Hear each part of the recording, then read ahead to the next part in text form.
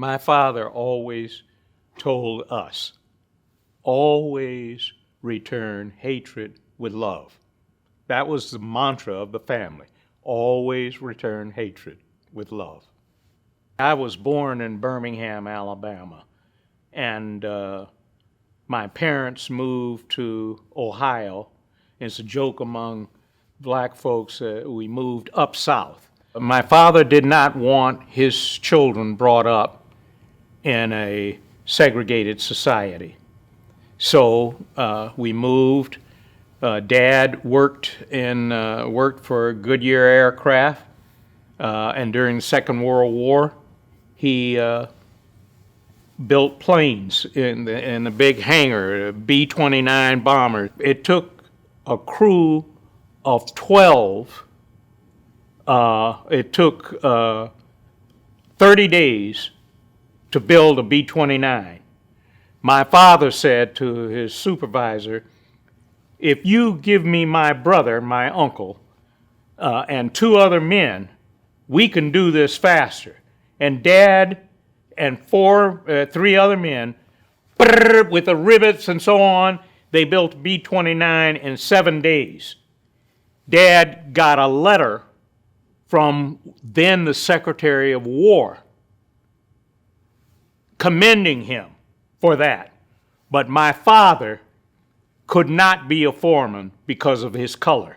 He trained foremen, but he couldn't be one because of his color. And when that letter came commending him, his foreman threw it away in a wastebasket. A fellow worker saw it and took it out of the wastebasket and gave it to my father. Now, I went through elementary school, high school, and always in a minority in high school, and I will say that there was racial prejudice, and it was visible in my youth. We had a counselor.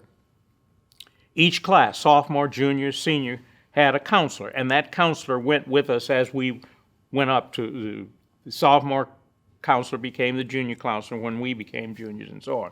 When it was time to apply for colleges, I've applied to Kenyon, where my alma mater is, Georgetown in D.C., and Trinity College in Massachusetts. And the counselor said, why are you applying there? Why don't you just go to Akron U?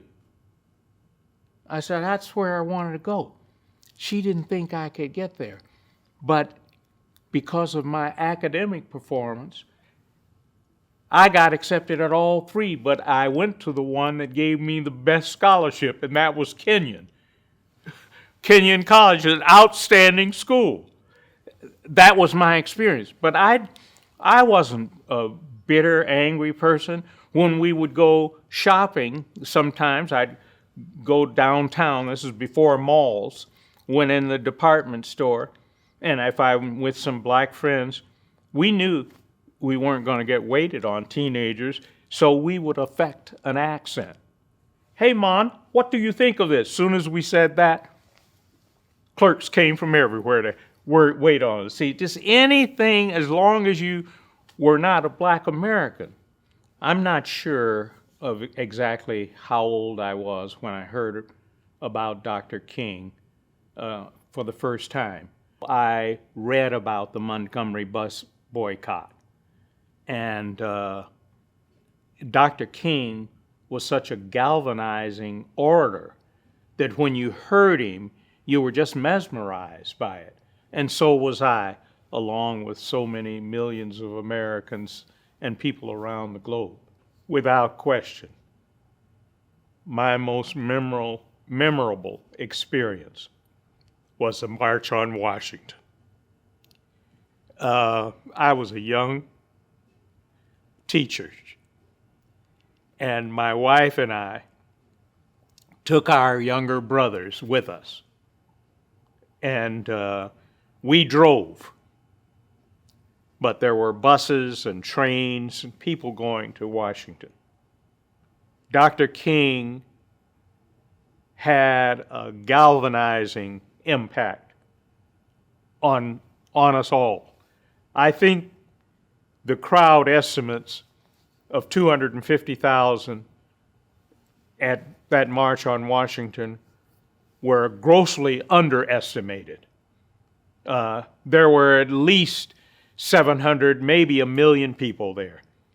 And J. Edgar Hoover was still running the FBI and had convinced the Kennedy brothers, President Kennedy and Bobby Kennedy, his attorney general, that there were going to be massive demonstrations and things would get out of control. So all the military bases around D.C.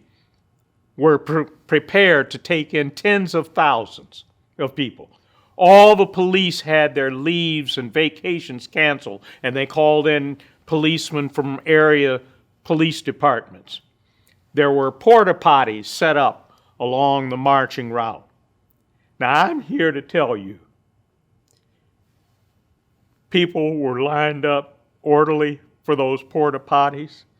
There was not one arrest.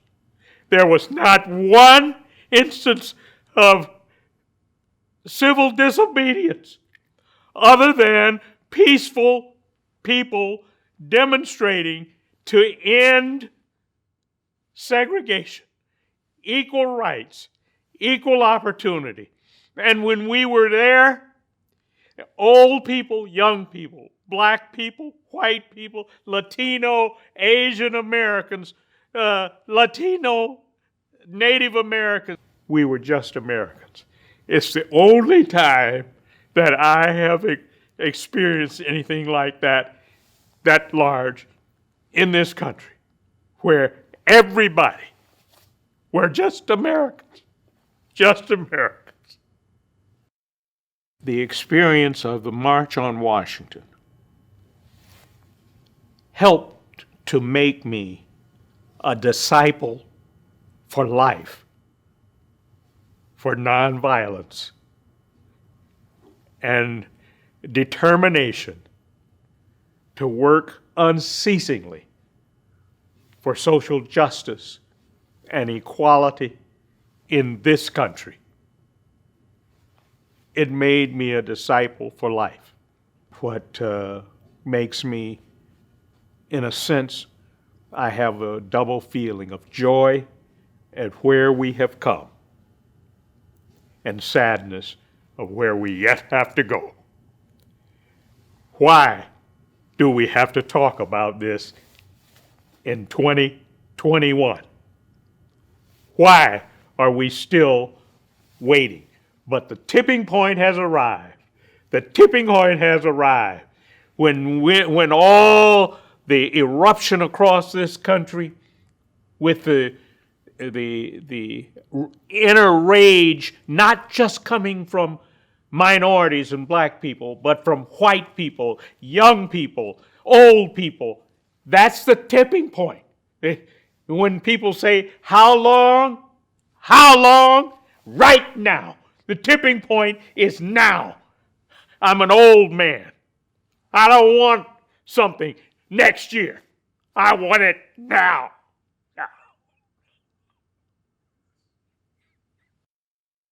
I have no doubt that Dr. King would be bursting in pride at what he sees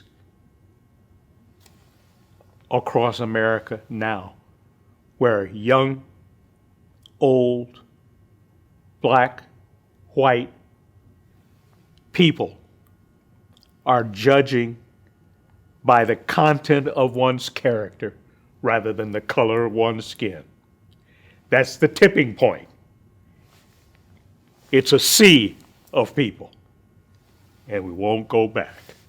My inspiration to continue this work, fight for justice and equality is my father, my mother, and my family, and what they have experienced, and the history of a people and what they experience. Anybody today has no right to sit by without acknowledging what went on before and what sacrifices were made for us to be here today. And I have to do this for what my ancestors experienced and for my grandchildren who are the future, and my great-grandchildren who are not yet born, who are not yet conceived, for the future of our people. And when I say our people, I'm talking about all Americans. I'm talking about all of humanity. The world cannot afford to sit back. What would I say to someone considering getting involved in the movement? My question to these individuals would be, how can you not? How can you not?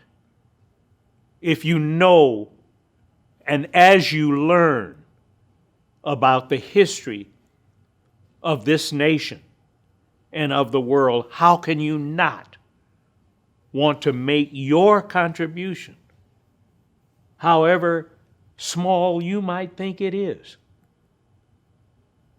The big changes occur with thousands and millions of little efforts, and they come together into a tidal wave, a tsunami of a force.